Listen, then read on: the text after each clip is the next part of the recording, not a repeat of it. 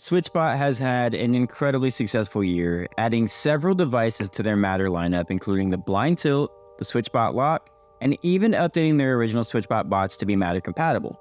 Adding to their streak, SwitchBot has just released their brand new Curtain 3 with Matter support. So what can you expect from this innovative device? Let's find out.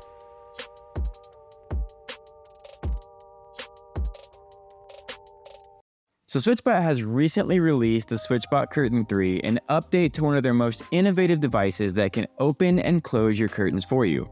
I've been using them for a few weeks now, and I'm excited to share my thoughts with you. Now, full disclosure, SwitchBot did send me these devices to review, but I promise to be fully transparent about the product as always, so you can make an informed decision if you decide to purchase one or two for yourself.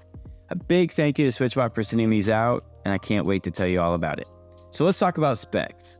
The SwitchBot Curtain 3 is available in 3 different configurations: Rod, U-Rail, and I-Rail, allowing you to choose the one that suits your specific needs best. By default, it works over a Bluetooth connection. However, if you add it to the SwitchBot Hub 2, you can access cloud services and use it with Amazon Alexa, Google Assistant, SmartThings, If This Then That, and our favorite Apple Home through Matter. Now, if you don't know what Matter is, it's simply the new smart home standard that most major players in the smart home space are beginning to integrate into their products. This opens up a whole new range of devices compatible with your favorite platform and even allows you to integrate multiple options into your home if you desire. Now, SwitchBot claims that the Curtain 3 should have a battery life of around 8 months, with some fine print included with that promise, and the device can be charged via USB-C. You can also get an everlasting charge by adding the new SwitchBot Solar Panel 3 to your device, eliminating the need to worry about charging it altogether.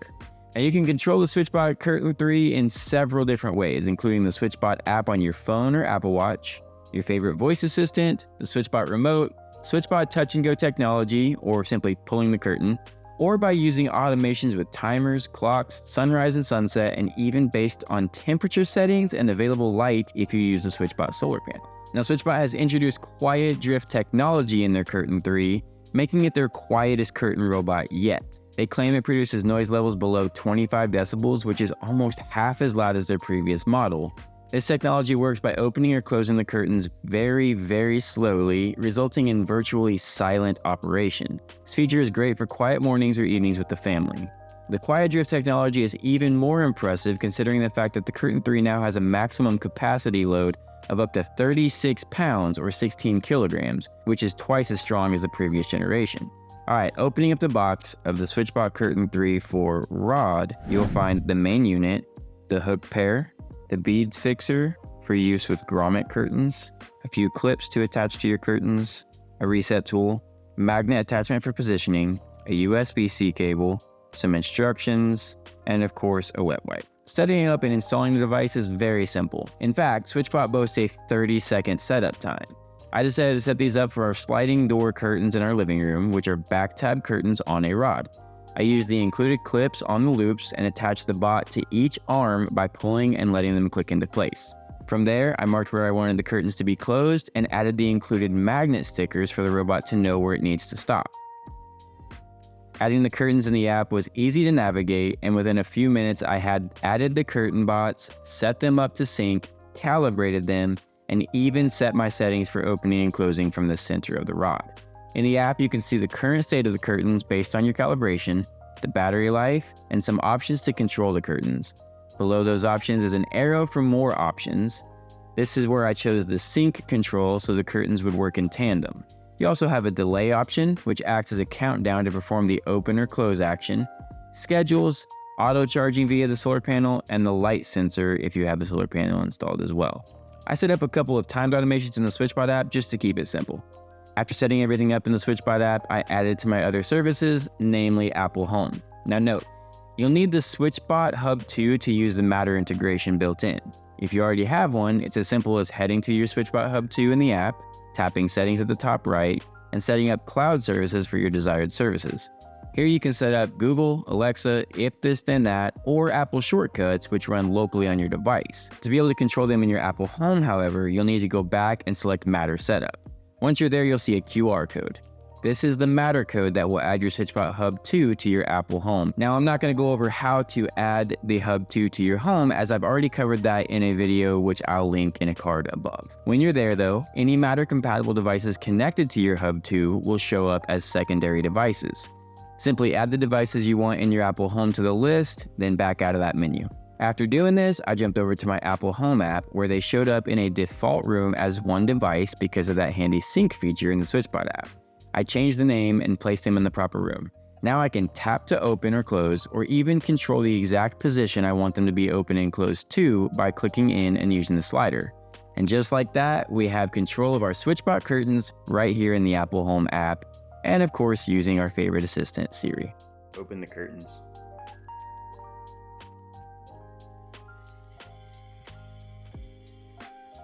Another way to open and close the curtains is to pull the curtain a bit, and the bot is supposed to recognize that it has been moved and take action. When this works, it's pretty neat, and with two bots set up, pulling one will trigger both to take action.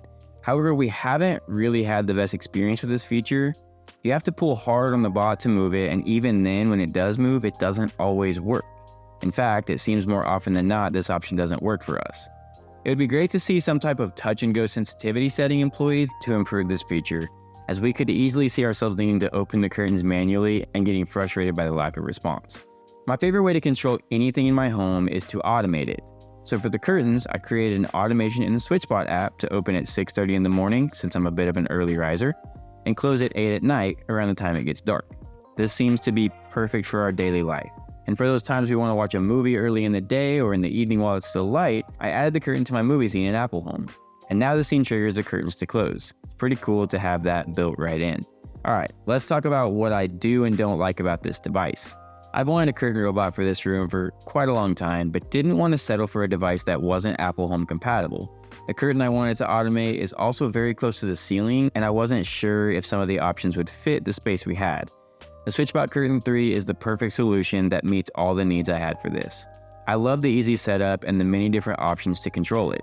Matter is finally coming along and solving the need for adding devices to whichever smart home platform you've chosen, and this device is no exception. It's insanely quiet and unintrusive when you turn on Quiet Drift for your automations,